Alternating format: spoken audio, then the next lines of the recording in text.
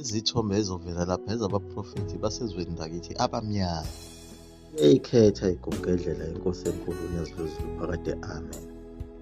Iyaqhubeka ingebhe yayo inkosi uDingane uma ebuka lamabhunu. Njengoba esebuye nezinkomo amabhunu ayaphuma ayangena asezibona esenegunya esenobudlelwano obukhulu nenkosi ngoba inkosi ibibathembisile ukuthi uma bebuye ney'nkomo bazothola indawo. Icebo likaDingane aliphumelelanga, sekumele enze elinye icebo ngoba amabhunu nawa ayaphila phela. Kwenzeka konke lokhu nje kwaZulu, amaNgisi nawo awamile ngale kwelasekoloni. Abhizi alayisha abantu abayogqilazwa phesheya kwey'lwandle.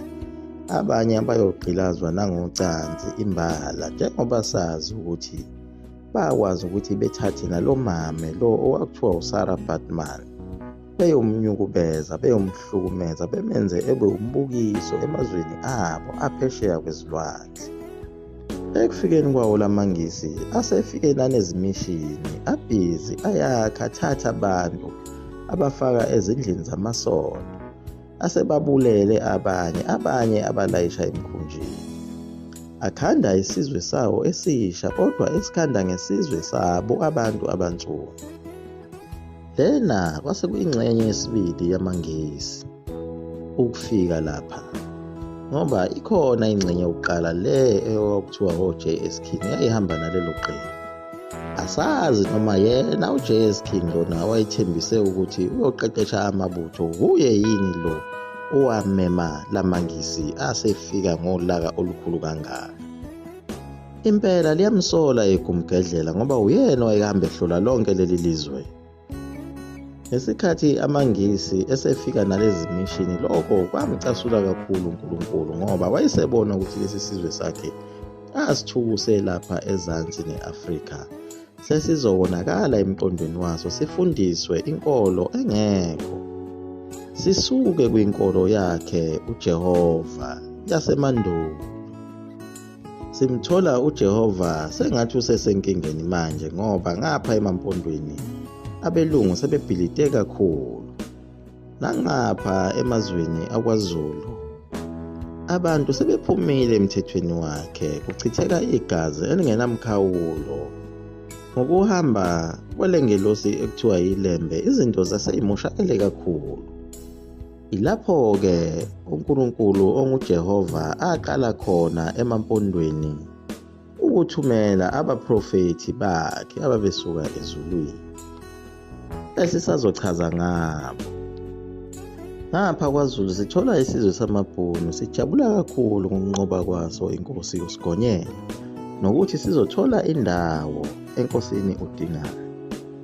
Ngapha uDingane udidekile ukuthi uzokwenza njani njengoba ebebathembisa into angeke banikeze yona. uDingane wabe esebopha itulo lokuwabulala lamabhunu. Kodwa inkinga yakhe wayengawazi ukuthi lamabhunu mangaki. Ekuhlaleni kwalamabhunu esigodlweni ebusuku ayengayekile ulokhu ehla enyuka. Kulapho ogqayinyanga ababebabheke khona ngamehlo abovu lamabhunu ngoba babengawathembi. Asazi ukwehla kwenyuka kwalamabhunu ukuthi inhloso zawo zazikuphi, ngoba lamabhunu ahamba aze ayofika ngasesigodlweni lapho kwakulala khona amakhosazana. Phela iy'godlo zakwaZulu zazakheke ngokuba lapho okuhlala khona amakhosazana kwakusuke kusondele nalapho okulala khona inkosi. Wawuqale wedlule lapho okulala khona amakhosazana bese ufika esigodlweni lapho kulele khona inkosi. Lapho kwakungafiki noma ubani ngakuleyo ndawo, kwakuyindawo ebucayi nendawo engcwele elayishe amakhosazana akwaZulu azintombi ntombi. Uma uyisihambi wawungafiki kuleyo ndawo. Nezinye izindawo ezaziyimfihlo nenhliziyo yakwaZulu owawungakwazi ukuthi uma uyisihambi ufinyelele kuzo. Kodwa lamabhunu ahamba edla usikilidi wawo, njengoba namanje esakwenza lokho, ehamba ebuka isigodlo, ehamba ekhombisana ebuka edla usikilidi. Kulapho-ke azithola khona esesondele esigodlweni okwakuhlala kuso amakhosazana.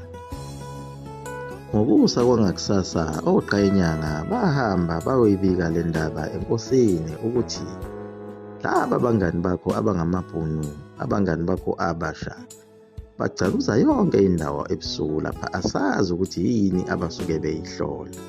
Sebehambe baze bafika ngisho nalapho kulala khona amakhosazana. Akukho okuzokwenziwa inkosi uDingane ngalokho ngaphandle kokuba yethuke, njengoba yayihlale yethukile yesaba ukufa lokhu ekwenze kumfowabo uShaka. Yaphinde yakwenza kumhlangane, lapho umhlangane eyambulalela khona emanzini ngokumminzisa. Phela uMkabayi wayelulekile ngokuba awukwazi ukuhlala esihlalweni uma uchithe igazi, kodwa uDingane waqhamuka necebo lokuthi uma umhlangane engamkulizisa lokhu akufani nokuthi umchithe igazi. Wayethwele nzima umntwana kasenza ngakhona onguDingane ngokucabanga ukuthi uzowabulala kanjani lamabhunu. Khona manjalo lafika icebo kuye uDingane lokuba abulale amabhunu. Wabe esewenzela iqhinga lokuthi ekwameme ukuthi afike ezobungaza kuze kuzokhulunywa nangomhlaba lo athi ayawufuna. Wayenzela ukuthi amabhunu aphume nesinedolo kuze ezobusa ezodla inyama. Phela amabhunu lawa ayengaqali ukumenywa kwaZulu, efike oselwe izinkomo abuse. Phela leli cebo wayelithathe endabeni eyake yaxoxwa emandulo yamazimu eyamenywa umfana owayebulawelwe ngamazimu umndeni wakhe. Lo mfana naye wawamema amazimu ukuba azobusa azodla inyama yenkomo, kanti walalele unyendle. Lo mfana lona kuthiwa wagcine lamazimu ewashise nendlo. Amazimu esazobuye sixoxe ngawo kulezi ndaba. uDingane walenza leli cebo lakhe, wasetshela abathembile ondunankulu bakhe. Wathi uma usukhona umcimbi lona kuyomele amabhunu lawa ashiye izikhali ngaphandle, wona amabutho kwaZulu bese efihla induku emqubeni, ashutheke imikhondo esibayeni lapho okuzobuswa khona. Wathi uma esephakathi esibayeni amabhunu, ngiyokwenza uphawu lokuthi ngibhule ingubo yami yengwe le engimbatha yona. Nobe seniyabona ukuthi-ke sekumele niwanqume, niwagwaze. Ilapho-ke okwasuka khona isisho esithi ungenza isilo sengubo, ngoba wayezokwenza ingubo yakhe ekubeni yena eyisilo. Wacushwa kanjalo-ke lo mgoge owawucushelwe amabhunu ucushwa uDingane. Amabhunu lawa ajabula kakhulu ukuthola lesi simemo, ebona ukuthi azozuza phela nomhlaba lo ekade ufuna. Amema ngisho amanye amabhunu ayekade engekho kuloya msebenzi ekade bewenza beyolanda inkomo kusigonyela. Amanye amabhunu athatha ngisho iy'ngane zawo ezaseyikhulile okuyizona ayesayiqeqesha, eziqeqeshela ukuthi nazo zibe ngamabutho, exoxelana ngobumnandi nombuso okhona kwaZulu. Kanti awazi ukuthi ayozifaka ogibeni lukaDingane. uDingane umbuso wakhe wonke wayesewubusa ngegazi kuphela. Wayengafani noShaka ngenhliziyo, ngoba uShaka yena wawuthi mawuzinikela kuye akuxolele, kepha uDingane wawuthi noma uthi uzozincengela kuye akubulalele kona lokho ukuthi uzozincengela. Wayengathembi muntu, kodwa wayelokhu engamnakile umfowabo uMpande, lona ayemthathisa okwesithutha. Konke lokhu okwenzakalayo asazi noma uMkabayi kuyamjabulisa yini na, kodwa ulokhu esewuhlangothini lakhe uDingane akamlahlile. Iyaguqa lapho ekumgedlela Makhuluskopu ngenzani umzukulu kaMfuthu Mkovu uthi uyintombi nesoka phakade amen.